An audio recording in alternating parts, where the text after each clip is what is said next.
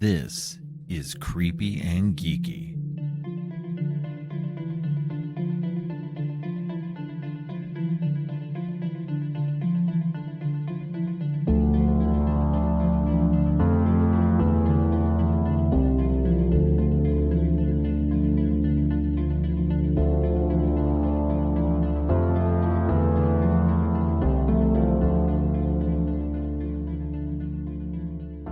Welcome. I'm your host, Robert, and today I'm joined by none other than my daughter, Katrina. Welcome back to the show. Thank you. It's about damn time. Just like the Lizzo song. I guess I don't know that song. I'm Well, you old. should. So anyway, it's good to have you back. We have been trying to get this episode done for a long, long time, and we are cutting it very, very close. This is actually being recorded the night before it's going to be going up. So this is probably the freshest episode I've ever put up. This is my 1 year anniversary with Creepy and Geeky. Woo, woo, We woo, started this woo. last year in 2021 on Halloween Day. That was the day the first episode dropped. And so we are going to drop this one on the day, on Halloween Day, exactly 1 year later. So, and I managed to finally get Katrina to come back onto the show. Unfortunately, my son couldn't make it onto the show, but that's good. We want to do this with just Katrina and I because this was exactly how we originally envisioned the podcast. And my son The kind of same jumped in. like it was like what we're gonna be talking about for this episode is gonna be what we wanted our first episode to be when we were coming up with the idea. So Somewhat, yeah. Yeah, not we were going not to start with some exactly, Halloween. yeah. Yeah, we were going to start with some Halloween movies, and then it kind of morphed and changed. And so we're finally getting back to the Halloween movies. This time, though, it's just the David Gordon Green trilogy that started in Halloween 2018 and just finished with Halloween Ends. So there will be lots of spoilers, including for Halloween Ends. So if you have not seen that yet, please watch that before you listen to this podcast. Yep. All right. So that being said, we are going to forego our normal thing where I have uh, myself and my kids talk about what we've been up to lately in terms of geeky or creepy stuff. And we're just going to jump straight into the conversation. We're going to go right into Halloween 2018. Mm-hmm. So, so I really like this one. This, for me, the biggest issue, well, not the biggest issue, the biggest thing about the Halloween series in general was up until a few years ago, it was a huge blind spot for me. I'd seen the first three, I think, when I was a kid, and then I didn't see any of the other ones after that point. And up until a few years ago, when I bought the 10 disc set from Walmart that had all of the original eight plus the Rob Zombie movies. And that's how I jumped in and watched all of them. And I like the first three. I'll give it that much. And then the rest were kind of okay-ish and to bad. And it just depends on what the movie is and everything. But this new one, Halloween 2018, restarted it all. And actually, I thought it was really good. What did you think, Katrina? I I watched the first three Halloween movies in preparation for like the podcast, like a year or two before Right. watching Halloween 2018. So I, after watching the like original like first three, I loved Michael. Like since then he's been like my all-time favorite killer, horror movie villain, whatever. And I've seen like Scream, and before like Ghostface was my favorite. But then Michael Myers kind of overtook that. And I have no clue why. I just love him. Like I'm wearing my Michael Myers shirt that I got from He Spirit is. just a few days ago, cuz and I'm wearing my Halloween socks cuz I just love him. So watching 2018 was kind of just like a modern Michael Myers, which I really enjoyed because like it had like I don't know, I love it when older movies can incorporate newer ideas into their Right. movies. Like I remember watching the most recent Scream movie and being like glad that they were talking about like social media and all of that stuff. And I like that they Right. incorporated that. And with 2018, they included some of the more modern technology and stuff that they were using. Right. So I liked that part of the film because it felt more scary to be able to see Michael in a modern age, which is what I grew Right. up with. So I liked it that they could still have Michael be a scary like stalker guy Right. in 2018. So it wasn't Yeah. just like it wasn't just ah, here comes Michael, just a guy in a mask, just like because like you see stuff on the news all the time of people being fucking crazy. Right. But like for this small town, Michael has just been this ghost and this Right. like this ghost story for the town Right. for so long, and Lori is still having trauma from that, and she's bringing it to her child and her grandchild, and they're dealing with that, and so it's just having him being brought back is just I don't know. I just really like how they were able to kind of reboot it with with Right. Yeah, no, I like that too. It's so Katrina has only seen the first three original ones, and then these latest three. She has not yeah, seen anything in between. She hasn't seen the Rob Zombies or anything 4 through 8. planning on it. I just don't have enough time. Yeah, she hasn't had the time lately. And I have everything on 4K now, except for the Rob Zombie movies. I don't have those currently at all. And but I have all the rest of the Halloween series on 4K. I got all the awesome Scream Factory 4Ks, even Resurrection. Because I was just like, all right, I gotta have these. But yeah, I mean, I don't have the same like Katrina really likes Michael. She thinks he's an awesome slasher. Now, to be fair, she hasn't really seen much of uh I don't think she's seen anything of Friday the 13th or Nightmare on Elm Streets, right? I've seen Friday the 13th. I've seen the The first first one. one, and I Okay, started but you watching haven't that. seen any of the Jason ones. No, I just started watching Nightmare on Elm Street the other night. But I Okay. only got like 5 minutes in and then fell asleep. So technically haven't watched it and technically haven't Yeah, really started it, but it is in my now watching on whatever thing it's on. So right. So yeah, so she hasn't really seen a lot, so she doesn't have a really good frame of reference. But so far, out of the slashers that she's seen, she really likes Michael. So I almost said Jason, you did say but Jason.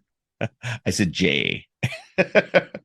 Anyway, so getting back to the topic, and yes, I like how they brought back. They kind of erased everything after the first one and just took it back to the original John Carpenter Halloween movie and just kind of went, okay, we're restarting over.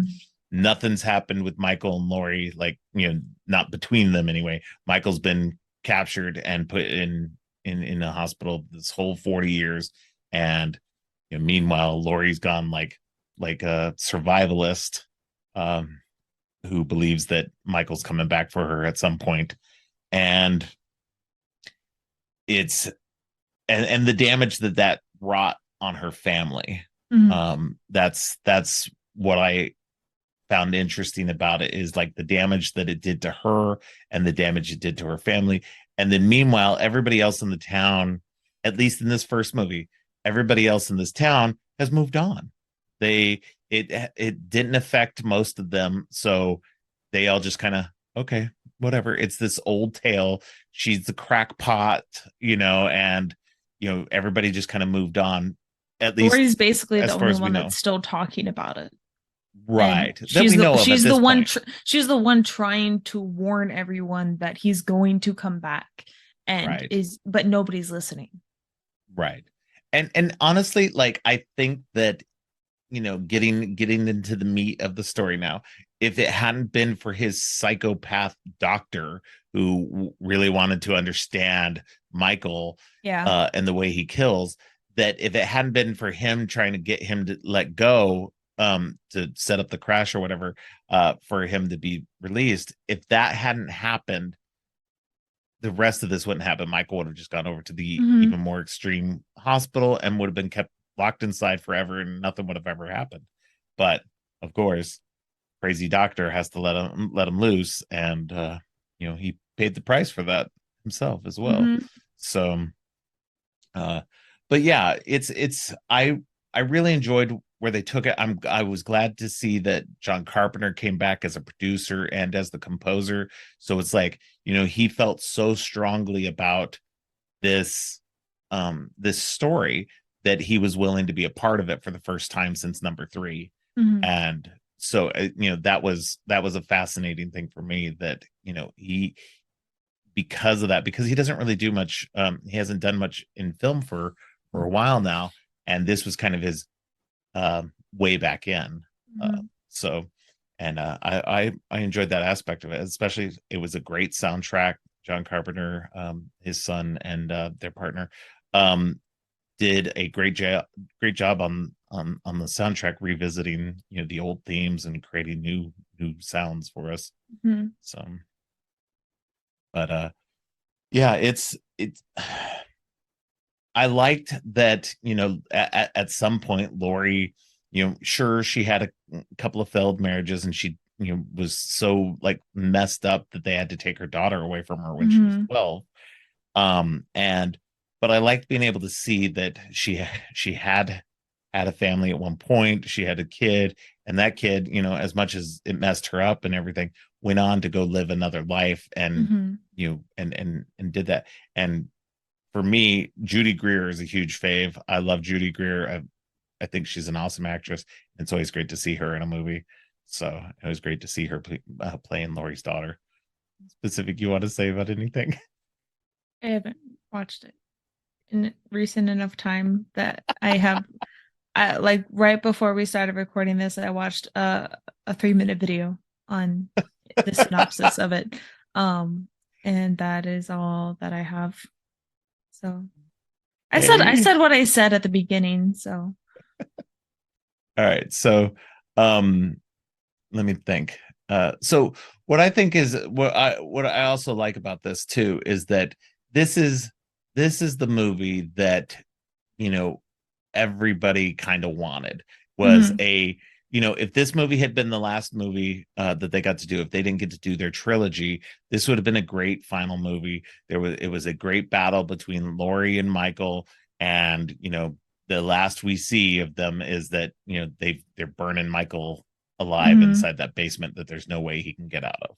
mhm, And so that part of it was really good, in that way, because if we didn't get anything else, it was a really good story. It was really fun, and we got an ending to everything in a way that was pretty satisfying, I thought. And it definitely left it open in a way, because of course we didn't see his body or whatever, and so it could leave it open, and it did, but it also left it enough in a way that you could presume that he died fully, and that they survived, and mhm. happy endings for everybody. Yeah. So, It was a good conclusion if it didn't work out. So it was kind of just that kind of tight, like clean ending, but there was right. still a little bit that you could be like, well, we Yeah. didn't see it, so maybe. Um, but um, but nothing that could be like he's still alive, like nothing for sure that like he's alive or he's dead. Like it was Right. just Yeah. It was Schrodinger's Michael. He was yeah, dead. He yeah. was in it. You left him in a burning basement, and you didn't see him again. He's either alive or he's dead, and you won't know until you open the box. So, It's a um, good analogy. right. Um, so I think that there's one thing I did want to ask you about, was because you are a fan of true crime podcasts. Hmm. Um, and in the beginning, we have the true crime podcasters who Hmm. kind of like help set all this in motion as well. That they go talk to Michael, and they go talk to Lori, and they're just they just strike me as like the most over the top, like, and don't get me wrong, there are definitely podcasters and people who are like this, who are so like so serious in the way they record their stuff. And it's very like, you know I don't even know how to say it, but it's just so over the top. And it was funny just to see that, because the best true crime podcasts are the ones that aren't very serious, Mm-hmm. and they tell the stories, and they're, and not necessarily that they're having fun with If it, I but want like to listen to like a podcast that's like more serious about the true crime yeah, elements about stuff, I'll just watch a fucking documentary about this stuff, because I don't want to listen to somebody explain all the right. facts, because Well, and I think go that's ahead. boring. Like Well, if I'm on my drive to work, I don't want to listen to something boring. Like right. I want to be able to listen to something that Well, holds and my they attention. do I have don't a want to level just of be like, seriousness. I don't want to just listen to Ted Bundy killed this person. This person died this way. After this Right, person died, Ted Bundy went on and did this. Like, I think that's boring. I'd rather right, right. have people discuss Ted Bundy's thing and be like, yeah, he was a fucking Republican. Like, Yeah, and like, I think that's funny because it's not necessarily relevant to his like crime, right. but it's funny that they include it. And anyways, I personally like true crime podcasts that are more funny, a lot Or morbid. more fun in Um, general. Yeah, yeah. The yeah, reason like you why I said, like love morbid. morbid so much is because there's such a kind of funny, kooky, kind of like not kookie's not the right word, but Right, just a funny duo, and I love how they present the stuff. right, And it's not just true crime; they go into paranormal stuff too, and so right. there's just there's different aspects of it. Um, What? and And they're for not this making light of the subject either. no, They're no, like, no. they're not like They're making fun of always it, or specifying yeah, that whenever they're laughing in the podcast, it's not laughing at the crime. They're right, laughing at situations outside of that.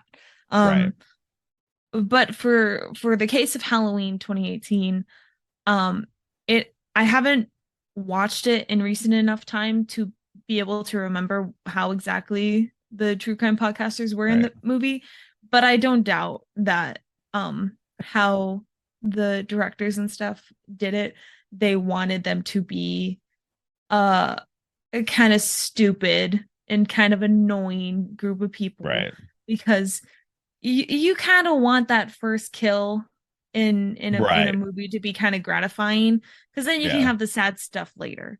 Um, right.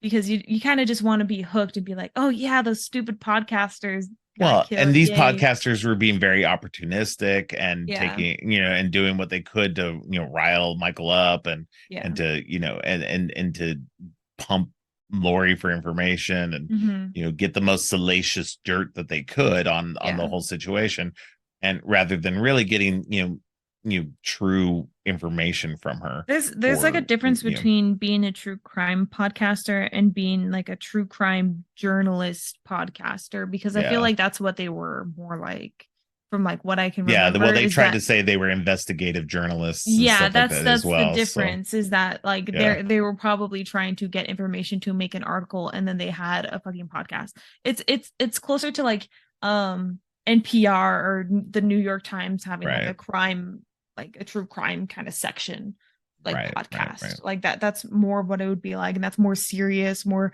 kind of annoying bullshit than just a true crime podcast in itself, where it's just Right. yeah. So yeah. But yeah, but yeah, I thought that was funny, especially now being podcasters. But we're Mhm. not true crime podcasters, so I love true crime. I was working the yeah, other day and somebody came in with a crime junkie shirt, and I was like, "Hey, love this shirt," because we true crime junkies gotta we gotta stick together. Like we like true crime lovers gotta stick together, because we're weirdos. We're the weirdos that are like I I was I was talking to some college acquaintances of mine about the Dahmer show, and we were talking yes, about how it's terrible, how it shouldn't yes, even be a thing because they didn't get permission from any of the victims' families. right, There's so much fictionalization and dramatization of his kills and of his character that people are connecting with Jeffrey Dahmer when they should not be. right, Right. Jeffrey Dahmer should not be a person that you feel a connection with, that you feel like you want to get to know. He is a cannibal and a murderer. You should Right. not want to be connected to a person like that, because it's not Right. just a character, it's an actual person that had Right. actual consequences for actual families like that. No. So anyway, the point that I'm getting at is that while we were talking about all of that, I was like, oh yeah, Jeffrey Dahmer did this because of this reason. And I know this because I listened to this podcast. And this other reason is because of this. And it's just like they were kind of just sitting there like, what the fuck is she talking about? She's fucking crazy. And so like if there's, but there was one girl who was in the group who did listen to true crime stuff, who was like, oh yeah, yeah, you're right. Like so we were on the same wavelength, whereas the other two people were just like kind of looking at us weird. So but in any Yeah. case, true crime's great. The depiction in Halloween 2018 is a little less of what I think true crime podcast should be. So And I that's where mean, I there is a, stand on don't it. get me wrong, there is a place for that kind of true crime podcasting, taking it seriously, because you do want people to take it seriously Yeah. and to give you the information in a way that's not making light of it. Yeah. And that's more it than anything else. And that's not what I'm saying when I say that, like, I think the best ones are ones that have jokey tones. I think the best ones are the ones who present the information in a good, positive way, Mhm. but also have a lighter tone outside of the stories. Yeah. Well, like Morbid and like My Favorite Murder, and that kind of stuff, where they can take a look at these in a good, serious tone, but also have fun outside of that, and and be jokey with each other about their lives or about anything else that helps kind of break that tension up a little bit. Yeah, So, for sure. you know, but anyway, back to Halloween.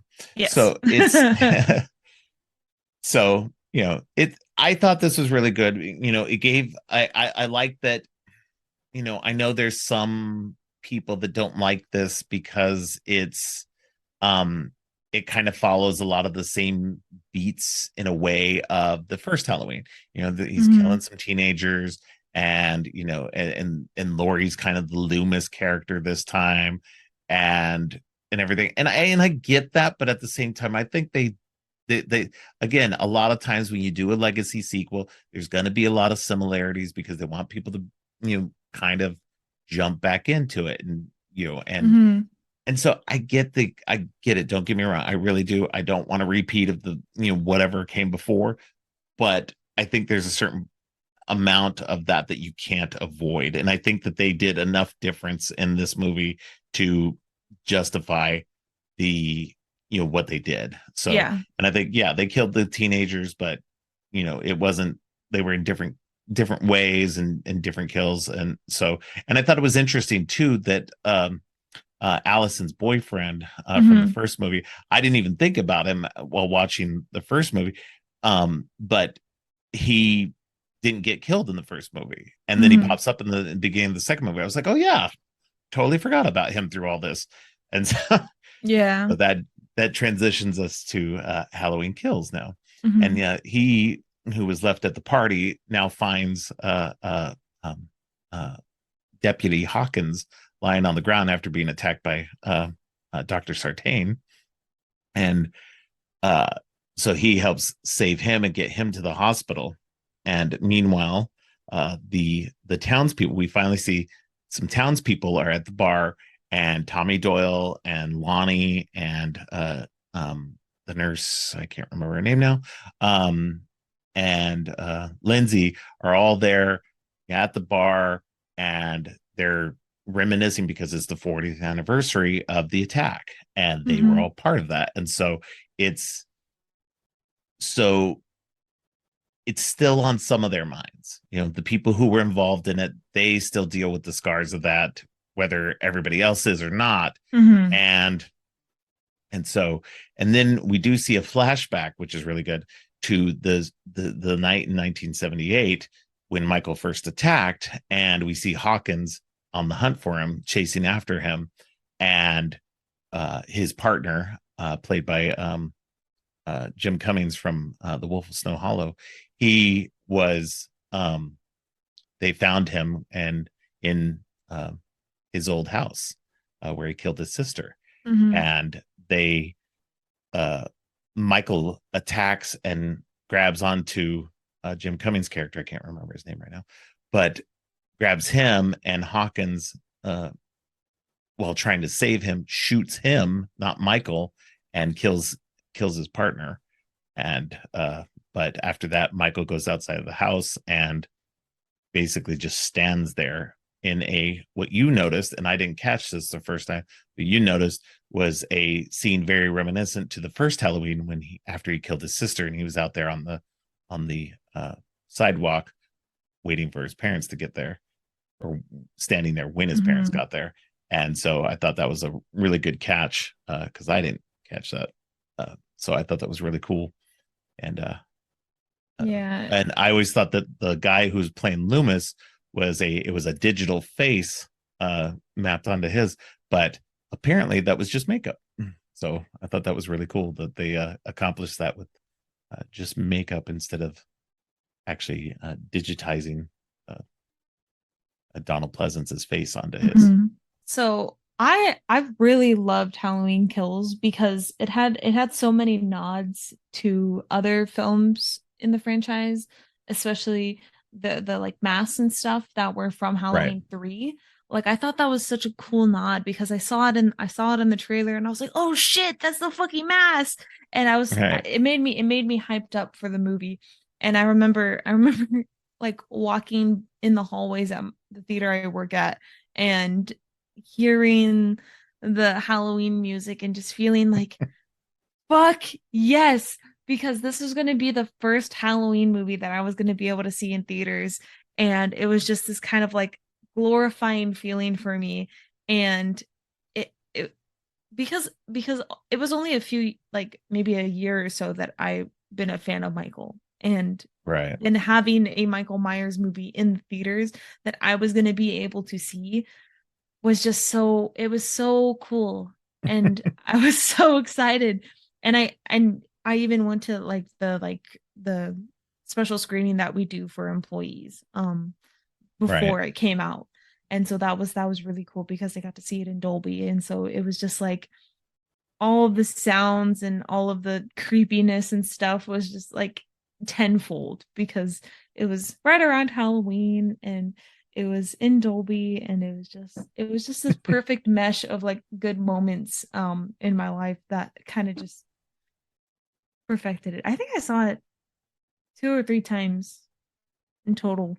Um because At the theater. yeah, I think it might have only been two because I did the screening, then I went with you, but I don't know if I saw it another time. I wouldn't be surprised if I did because it's a great movie. But um, I do just love how um it had the mass, and I love the scene, especially in the park where the kids, I think, have Yeah. the mass on their face, but they're dead, and so it's just like shit. Like it's just a weird thing because like it's weird to see like dead bodies and stuff, but have like no face because it almost like is like they're just costumes hung up Right. like that. That's Yeah. how it feels, but they're bloodied, and so it's like, yes, like obviously they're humans, but Right. that whole scene with the park was just a very interesting one because it's all of the people who were involved in the first attack are there, I'm pretty sure. Um and then they're having to escape Michael again. Right. And having to pass by those kids and having to find hiding spots in a vast park where Michael Right. is just Yeah. slowly stalking you, but he knows where the fuck you are. There's nowhere to hide with Michael, barely at all. I swear to God, I thought that who was hiding at the fucking bank of the stream, like I thought she was gonna die because like that's such a bad hiding spot. Even if it's dark, you can't be in like you're hiding from like one small like view. If anybody Right. sees you from any other part of that view, you're gonna be caught. Like she should have Hmm. been hiding underneath the bridge or something, like not just by the tree. Um, I just thought that was dumb. Sorry, kind of Excuse weird me. tangent, but um, I thought like after I watched the movie, I was kind of annoyed by the whole like evil dies tonight or whatever they say. Right. I thought that was so fucking stupid. I thought that was really dumb I because think go for ahead. I'm sorry. me, for me, I was just like, why did we have to have that in the movie? I felt like it was a waste of time when we could be focusing on Michael. But then somebody said afterwards that like that's supposed to be like the moment where you realize how much Michael has affected the town Right. and Yeah. the impact that the town has. Like in the first movie, everybody's just kind of like, Laurie's kind of just a weirdo. Like, um, it's not really important. But then you, in the second movie, you get the four people who were involved in the first attacks, and then you still have Laurie, and then you have Right. Hawkins as an added character, Right. who has connections with Michael. I mean, I'm Hawkins was in the first one, but still, um, Yeah. he when And he you get comes Sheriff back. Brackett again too. So Yeah, you get Brackett too. And so um when you get Michael to come back, that fear and that just terrifying feeling, right. it's brought back into the town. And I didn't put that together when I was first watching it, because I was just like, why can't we just get to Michael? Let's get to Michael. Because I just wanted to see him kill people and be sick. Like that, like Right. that's all I wanted. Um but the second movie was more about how Michael's killings and his behaviors affect people. Right. And I thought that was a really interesting take on the second movie, was that um he's not just a guy who kills people. He's a guy who genuinely affects the town.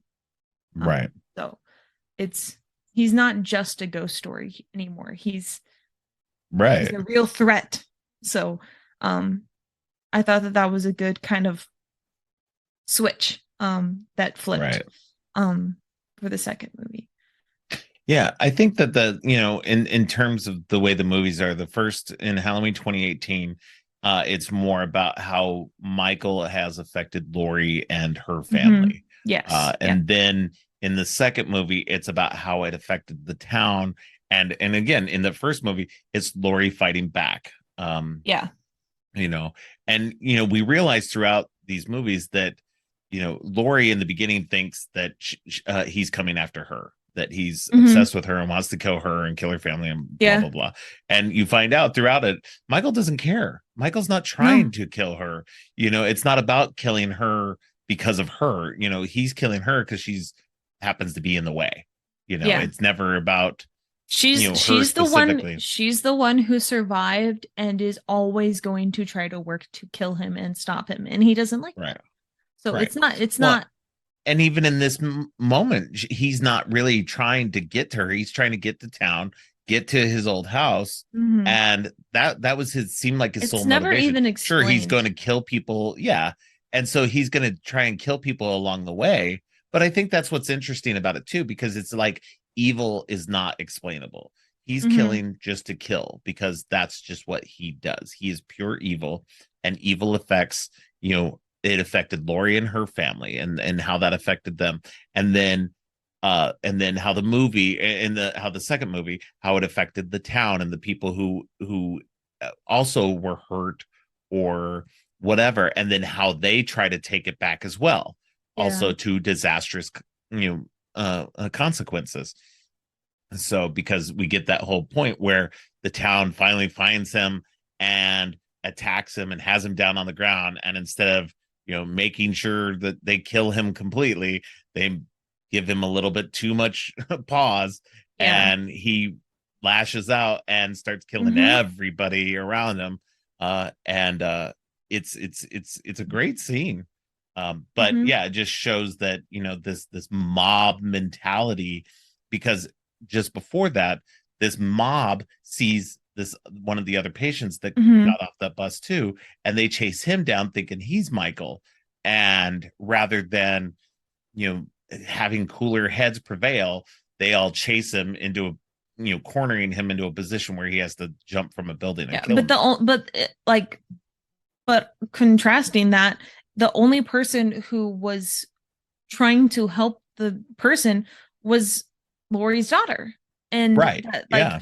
the one who is almost the one most closely associated with Michael's evil is the one Right. who's like, that's not the guy, is the one that's almost completely removed from the mob.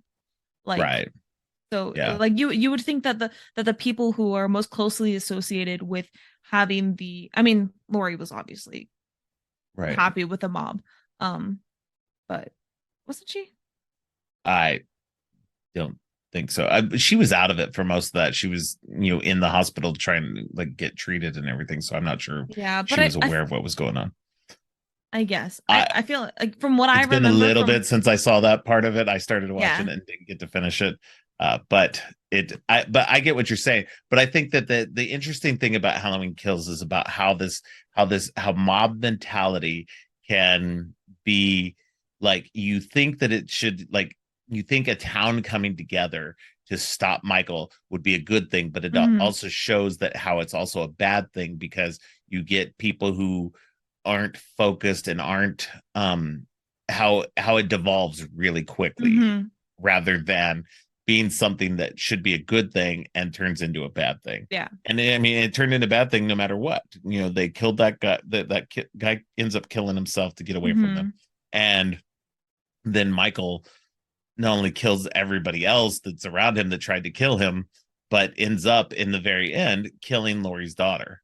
Yep. And and she like she pays the price. Like she tries to get him away from everybody. That was Mhm. why she was the bait to get him to go after her rather than the other people. Yeah. And then you know Allison's boyfriend dies in there, and it's crazy. That this movie's Yeah. crazy. The kills are wild in this Mhm. one. It's I was gonna say that Halloween Kills has probably some of the best kill scenes in the yeah, entire and some of them are franchise brutal too. from the movies that I've seen, which is only six, but has the best kills in the entire franchise for me, from what Yeah. I've seen. But yeah, I like Halloween Kills a lot. I like all three of these movies a lot, and we'll get into Halloween Ends. But I really liked Halloween Kills a lot because of that. It gave you that look at how evil has affected this town and how that can also warp the town itself. Yeah. um and that's how always this is too.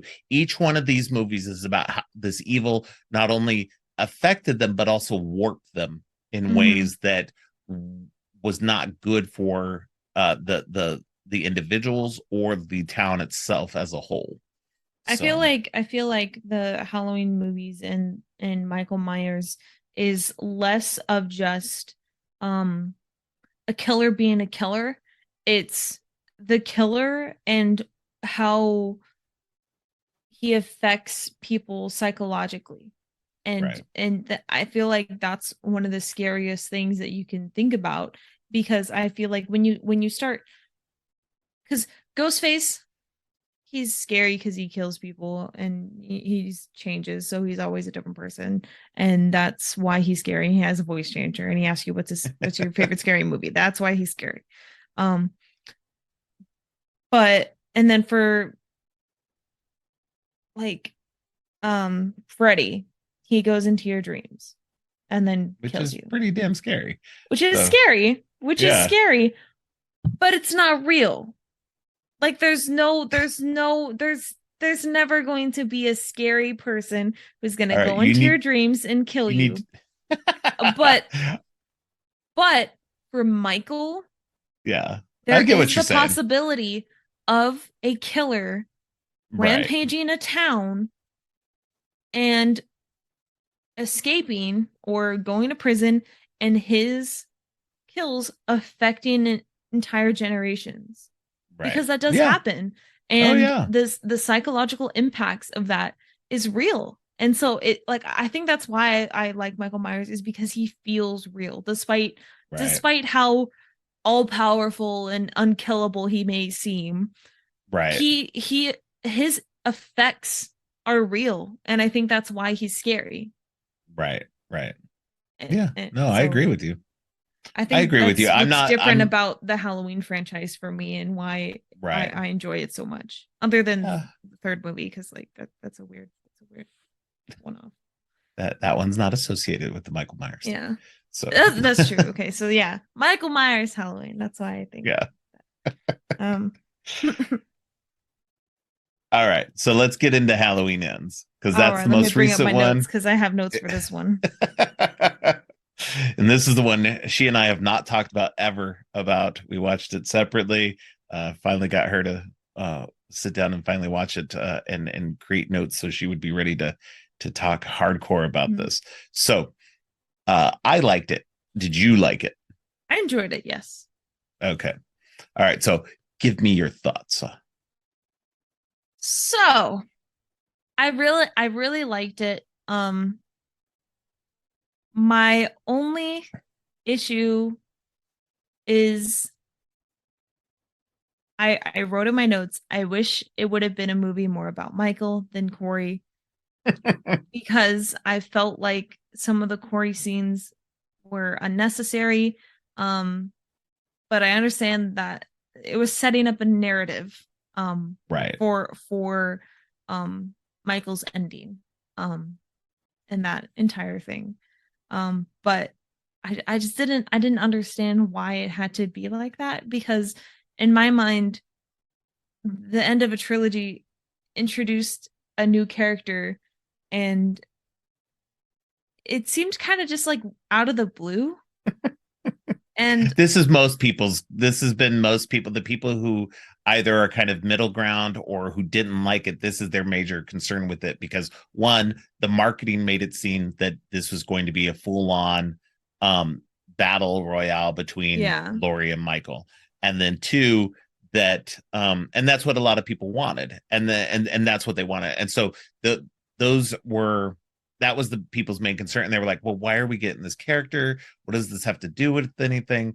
And again, where we had the first movie was about how it affected Laurie and her family. The second Mm-hmm. one is how it affected the town. And then this third one was now how this new rampage has now affected, the 2018 rampage has now Mm-hmm. affected the town since then. And then on top of that, because Michael got away and Mm-hmm. like was never apprehended after that point, that now the boogeyman was really out there and everybody was like, okay, so Michael could come back at any time. We don't know where he's at, we don't know if he's alive or dead, but he could come back at any point. And once Corey, who had been being bullied and picked on, Mm-hmm. that once he discovered Michael and grabbed that mask from him, he was like, I'm going to take Michael's power. I'm going to take this, and I'm going to become this boogeyman that everybody's scared of because they should be scared of me at this point. They Mm-hmm. shouldn't be bullying me. I'm tough enough. And, he became evil. He was infected by that evil. Yeah. And because of the way the town was treating him, and Mm-hmm. because of that after effect of Michael, they made Corey their new boogeyman Mm-hmm. in a way because Michael was gone. They hadn't seen or heard from Michael in a long time. So they made Corey their new boogeyman. And then he was just like, well, screw it. I'm actually going to become the boogeyman. Yeah. And so he was doing that in a way where he was, using Michael to, kill somebody at first. And then he was like, well, I'm just going to take it on myself and I'm going to be the next Michael. Yeah. And, so that was how it was. It was more about how the town was then, the after effect and how that was affecting things because, the townsfolk were also blaming Laurie for bringing him back Yeah. that second time. And so it's Mm-hmm. just like, that's not her fault. She Yeah. warned everybody. She tried to warn everybody about this. Mm-hmm. And, sure, she seemed like a crackpot when he was, in jail for 40 years. But after that point, you should have listened to her. Yeah. But, it's So I get why people complain about it and everything. I get it. It wasn't what you wanted, but I think that it's an interesting end, because what it really is it's not meant to be just another sequel. And that's where a lot of horror movies are, where the next sequel is just like, okay, well, he's back, especially with slashers. He's back. He's just killing people. We're going to have fun with that, blah, blah, blah. And this was really the end of this specific trilogy. And they wanted to Mm-hmm. say something about the nature of evil and the way that it infects and the way that people um, react to that, both Yeah. as the town and as individuals, and how that all comes together. And so, sure, at the end of it all, we get, a slight Michael versus Laurie, you know, fight, and we get the release of Michael finally being dead. But going into that, you had to have a story of something else. It couldn't Mm-hmm. just be all Michael coming back and knock down, drag out. I just think that would have been not as fun and not as interesting more than Yeah. anything. So Um, I I think that makes a lot of sense. I didn't think about that, but I did write in my notes that like the quote unquote evil that was in the town and all of that, like you said, right, it infected Corey. But I think that was in Corey the whole time. And I think that Michael just helped kind of bring that out because Corey, after he like he unintentionally pushed that kid, but I right, think I think that when he met Michael and when he was getting bullied by those high school kids, he if you're getting bullied and then you meet a serial killer, there's not you don't right. you don't just flip a switch like Corey did. That's not what happens. You like No, and you can see that in his family life, his mother's yeah, overbearing and very like, he was uh going to go down that path whether or not he met Michael or not. That was I going think to that there were happen. seeds there. Yes. Yeah, for Um, sure. but like what Lori said, evil, like what did she say? Oh, evil changes shape. That's what she said. Yes. And Yes. so like the evil that was inside Michael changed shape because it was now in Corey and it Right. expressed itself in similar ways, but was different, had different origins, had different reasons. Right. Um, but all in all, the evil that Corey had, I believe, was there the whole time because it was going to come out eventually. Because you can have like I don't know. No, I understand what you're saying. I really do. I think that I don't think it was initially there. I think that after he accidentally killed the kid, and then after the town basically made him a pariah and started treating him badly, and his mom was always just on his, like, very, like, kind of keep trying to keep him at home and trying to keep him away from everything, Mm-hmm. and being very overbearing and stuff. It was all a bad mix. That after that point, after the point that the kid dies, and he had, what, 3 years after that point to let that fester in him. Like, his life did not go the way it was supposed to go. Mm-hmm. He was having to be secluded and be away from everybody, and everybody who did see him treated him like crap. And and every time the mom saw him, she called him a murderer no matter what. Like, Mm-hmm. that she didn't believe him, even though the dad believed that he wasn't like that. But the dad said that too. That was something that was in the movie too. When he used to see him around, Yeah, he didn't he he saw didn't the he didn't kid that used yeah. to mow his lawn. But Mm-hmm. now, this last time he saw him, he saw something different, and something had Yeah. changed in Corey.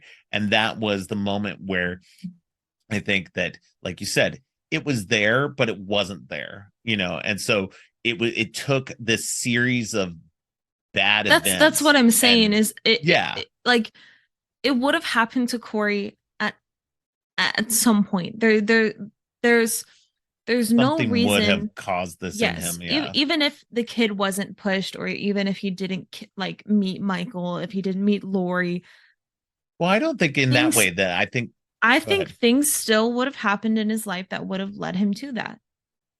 I don't think so. I mean, I get what you're saying, but I think that because of the kid dying and everything, and then everything that collapsed after that, that's what made it happen. Like if things had gone normal and Yeah, he'd but have I'm gone to just saying, college and everything else, that maybe he would have had a much happier, better life, and he wouldn't have been in this situation.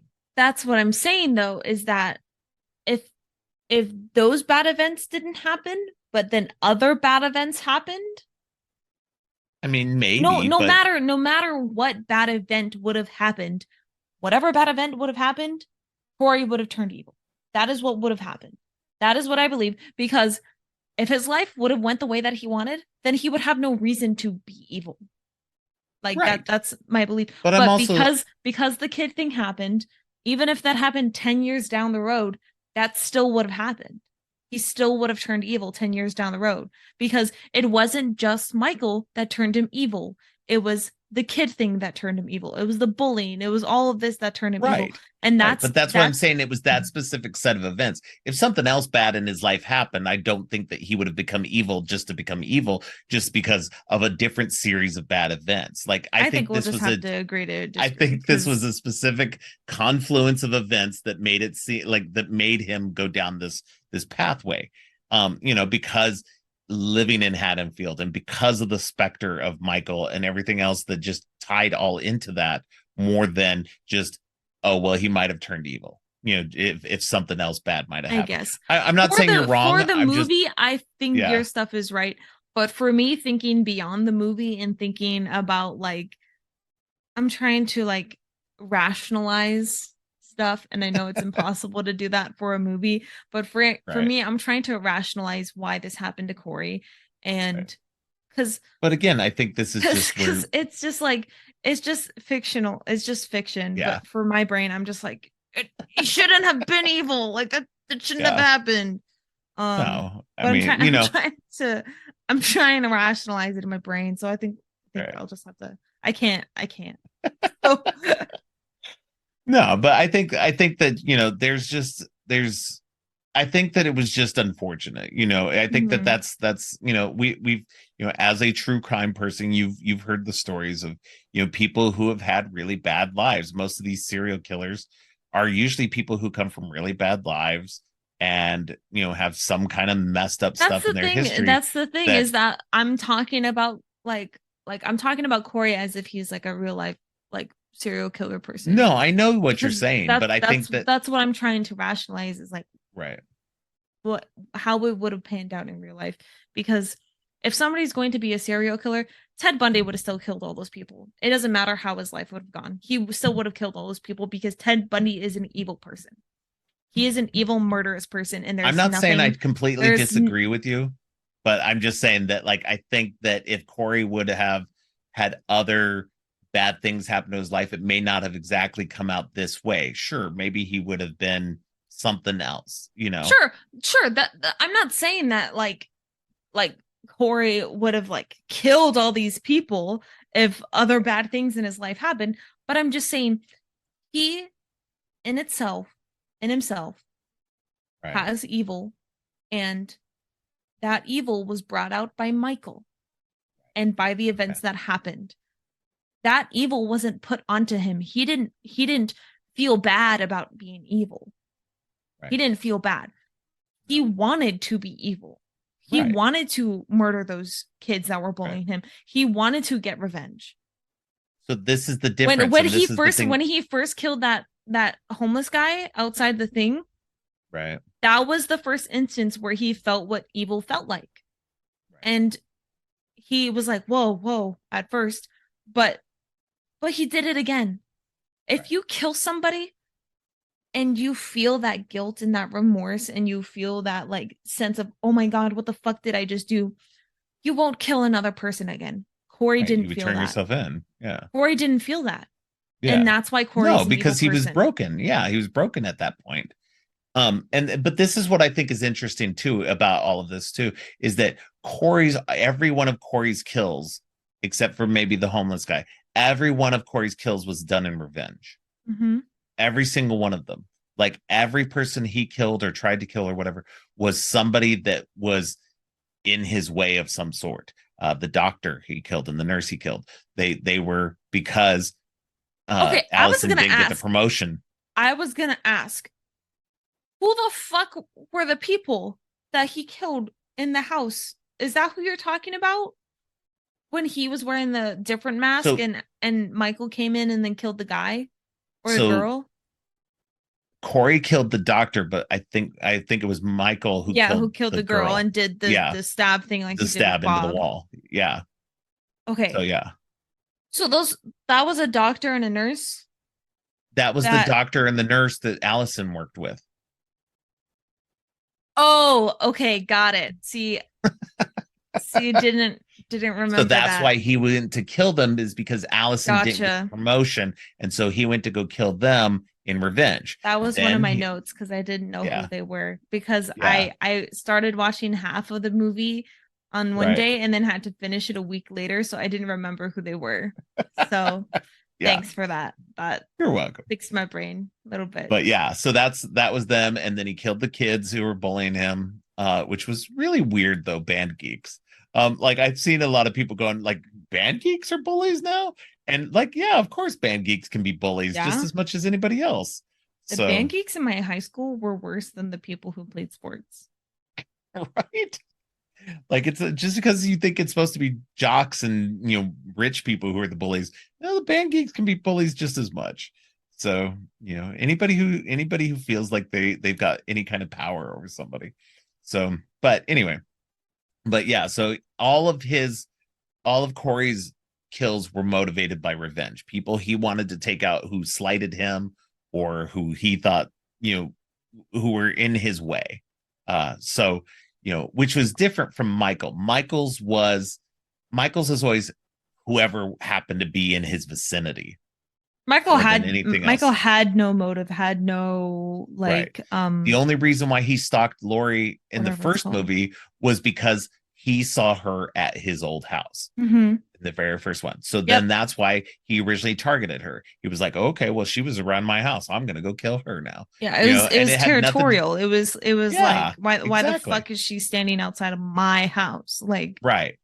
Exactly. And this is why he killed the couple in his house in Halloween Kills, mm-hmm, because they were in his house. mm-hmm. It was And his that's house. why he killed Lori's daughter because she was He was in in his his house. house. Yeah. So there's a lot of that stuff where, and everybody who got in his way along that route to getting to his house. Now, why he wanted to get into his house so bad, I don't know, but that was just his weird motivation, and that's fine. But yeah, so I thought it was The interesting thing that about Corey's were Michael all is that motivated. every single time he's ever escaped or done anything like that, he just wants to come home. Yeah. That is Well, it. and again, that's the whole tagline. The night he comes home. Mm-hmm. That's all it's not about going to Haddonfield. It's about going to his house. Yep. They were taking it to its logical conclusion with these movies. So I did think that was interesting. And like I said, I thought that was interesting that with Corey, his motivations were all revenge. And in his evil in that way were all that rather than Michael's, which was pure just evil. I'm gonna kill Yeah. whoever happens to be near me or in my Yeah. way or whatever. Yeah. So Um throughout the movie, I figured that Corey was going to be the person to lead Michael back to Lori, and right. that did happen. Um, Right. I think that even without Corey, Michael would have come to Lori at some point. I wonder about that though, because again, he's not specifically coming after Lori most of the time in these newer movies. He Yeah, is just but trying to my go to thing a is like, certain place. why did he go back out? Oh, I guess for his mask. He was He went going back after for his Corey to go get mask. his mask. Yeah. And as soon as he had his mask, then he realized, oh, Yeah. well, Lori's here too. There's somebody else here.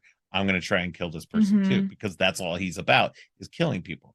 And then Yeah. it just happened to be Lori. And it's like, okay, well, Lori's going to mess him up. So, Oh. Well, I guess I guess not. But because like the thing about Michael is that like he always wants to come home, but he couldn't go home for 4 years. So he was just there. He was trying to right. find the right moment and he never found the right moment because Corey showed up, took his mask, and then he wanted to get his mask back. And then when he got his mask back, Lori fucking murdered. Like, Yeah. a bad series of events for Michael.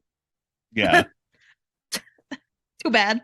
Um, But because but Michael yeah, had been, at his lowest point in terms of power and everything. yeah. He had been weak for, however he was surviving for these last 4 years. He was, definitely much I mean, weaker. you could You see know, that he was taking things out like trash and shit that yeah, was under the highway, whatever. So, right, yeah, or bridge. I don't know. Um, but in any case, I'm glad that they didn't have there be another Michael because the thing that I've always liked about the Halloween series specifically is that it's always been Michael. There's never right, been another Michael. And the reason why I like Scream is because it always changes. There's never the same ghost face. right, It's always a different person. They always have their different motives and they have their different reasons, which is why Ghostface is scary because you never know why, because it's always a right, different person. right. Um, but they always go back to her. Anyways, talking about Halloween. So for Michael, I'm glad that we didn't get another Michael with Corey because he tried. He tried. He tried to be Right. Michael, but he fucking failed miserably. Yeah. Corey was a terrible replication. And I think that just goes to show how fucking scary and how fucking crazy Michael is. Right. Because he can't be replicated. He is an enigma. And I'm glad that they didn't do that because we don't need a a changing Michael. It doesn't need Right. to happen. I'm glad they didn't go that route. Yeah. I mean, I agree with you. I think that, Halloween is about Michael Myers, and that, unless they're going to go the anthology route like they try to do with Halloween 3, where each new Halloween movie is just going to be Halloween in name only, and we don't get Michael Myers ever again, that Mm-hmm. if we ever do get Halloween with a, version of Michael, that it's always Michael. It Yeah. does it. It's the same with Friday the 13th. It I hope that if should always be Jason. Nightmare on Elm Street should always be Freddy. It should always be those ones. Whereas Scream set that precedent that it was other people. mm-hmm. So I I like that I don't know where I was going with that. I had a thought in my head and then completely lost it. It went um I'm you have glad any more that notes? for huh? I was saying, do you have any more notes? Yes, I have two more. Okay. All right, go ahead. I'm glad that for this movie that they stuck to a relatively small cast. Because Halloween 2018 or Halloween Kills felt like a very large ensemble cast, which it was. Right. And Yeah. that fit the movie's theme. Yeah. But I really didn't want to have to deal with learning a ton of people's names for this last one, and I didn't have to. So No, that was not very nice. many. Um, and it managed to be like more of a slow burn because of that, because it was Right. focusing more on the kind of escalation of Corey's evil and all of that, and Right. Lori having to return back to um trying to get into that Michael mindset because since her daughter died, I felt like she was trying to focus on her granddaughter Right. um and then having Corey get back, like come back, was just like reminding her of that evil that Michael was. And she didn't want that. She didn't want that for herself. She didn't want that for her granddaughter. And it just brought back all of that trauma. And I think that's really sad. But I'm glad that Lori got a good ending. And speaking of the ending, that was fucking brutal. Like seeing Michael's skull basically cracking and then being Yeah. crushed. Jesus Yeah. Christ. I don't know how they did that, but good job on the production team and the set team or whatever team for that because Special effects team. Yeah. oh my Yeah. God, that was amazing. That was an amazing kill for Michael. Um, because he did need to be shredded. He did need to be shredded in a fucking car shredder because there's no way he would have been for sure dead otherwise. Even now I'm still questioning it. I'm like he could just like kind of back together. Like I don't doubt that he could do that. Um, Yeah, I don't think so. I don't know. You never know for Michael. He's been shot, No, burned, you do never know. stabbed, like kicked in balls. Like he's had everything happen to him, and he's still fucking alive until the Yeah, end. Like even when fucking Lori cut his fucking neck and he was bleeding out from his fucking neck and his fucking yep. like carotid, he was still fucking alive. Like, oh my god, this guy just doesn't die, and he was Evil still doesn't and die. he had his fucking hand slit down the middle, and he was Yeah. still choking the fuck out of Lori. How? This motherfucker is insane. She would have died if not for her granddaughter coming back, like 100%. Maybe. Like, Yeah. It because definitely would have been a lot tougher. Lori was just like, do it because like at this point, motherfucker, like nothing else you can do, at that point. But I'm glad that her granddaughter came back to save her. But Yes. anyways, I did enjoy Halloween Ends. I did feel that same like yes, Michael's coming back feeling when Right. I heard the trailers and the sounds of the Yeah. dun, dun, dun, dun, dun, stuff Yeah. in the And I mean, we theater. still got a fight. It wasn't as, hardcore as like 2018 was, but again, I think we had that with 2018. I think that's what people Yeah. are upset about is that, they really wanted it. And because yes, I will admit the marketing did uh make it seem like it was going to be a big battle between them and that Yeah. this was the end and blah blah blah. And I get that, but that's what the marketing team does. The marketing is always about getting your butt into the theater and doing what they can. There's been lots of movies that have done similar things to get you into the theater and it's not quite what you're expecting. Yeah. So, but I think that that's what was interesting about the movie was while it might not be the movie we were expecting, it was still a good movie. Mm-hmm. And that it was still fun and interesting Mm-hmm. in its own ways. It was still Halloween, so Yeah, it was I thought good. so. We will have to sit and watch the rest of the series at some point, Mm-hmm. the ones that you haven't seen, so that you can Yes. kind of get a sense of I the need rest of to. those movies. I need to Yes. see him being decapitated. So I've yes, heard that there's happens. yes. But yeah, we like I said, I've got all of those on 4K right now, and so we'll sit down and watch those at some point. Dope. Do you have anything else you want to say about this trilogy specifically? No, I felt like it was just a very good trilogy. Oh, And it I made you a fucking fan. remember what I wanted. Yes, I fucking Okay. remember what I wanted to say. So I really liked the ending of Halloween Ends because it was emotional. Yeah. Because I feel like we didn't need a big showdown between them because like you said we did get that in Yeah. 2018, but it was very emotional. It was a very emotional ending, and I feel like it was a very somber kind of Right. the final end to Yeah. Halloween and Michael Myers' Lori in the reign as the town finally boogeyman. got, yeah, Lori in the town finally got the end that they needed. Mm-hmm. And then she could actually move on with her life in a way that she's never been able to And now since she's then. able to live the rest of her life without living in fear, and she can finally be with Sheriff Hawkins and not have to Yeah. worry about Michael coming down and murking him. So Yep.